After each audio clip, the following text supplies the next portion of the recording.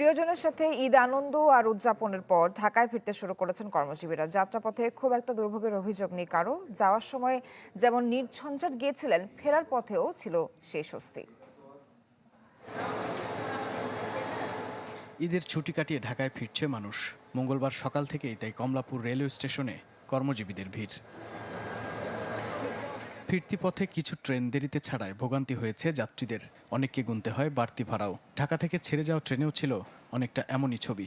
ট্রেনটা ছিল হচ্ছে 6:30, আর এখন হয়তো বাবা খোঁজ নিয়ে বললেন যে এয়ারপোর্ট ছেড়েছে। এক্সট্রা বগিতে ভাড়া বেশি দিয়েছে, কিন্তু সিটের অবস্থা খুব একটা ভালো ছিল না। সবগুলো সিটেই কোনো না কোনো সমস্যা ছিল।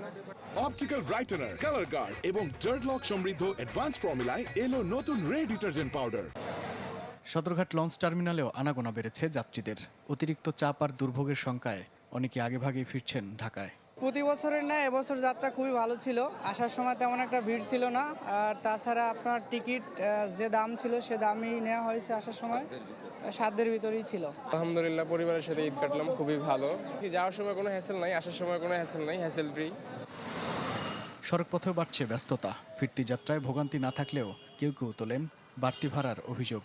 লোকাল যে বাসগুলো ছিল সেই বাসগুলোতে এখনো ভাড়া বৃদ্ধি বা ভাড়া বেশি অনুযায়ী নেওয়া হচ্ছে। সকালবেলা আসছি তো, সেক্ষেত্রে বাসের যানজটটা তেমন একটা পাইনি।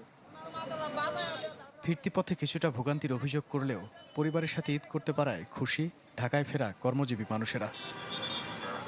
মাহবুবুর রহমান, চ্যানেল 24, ঢাকা।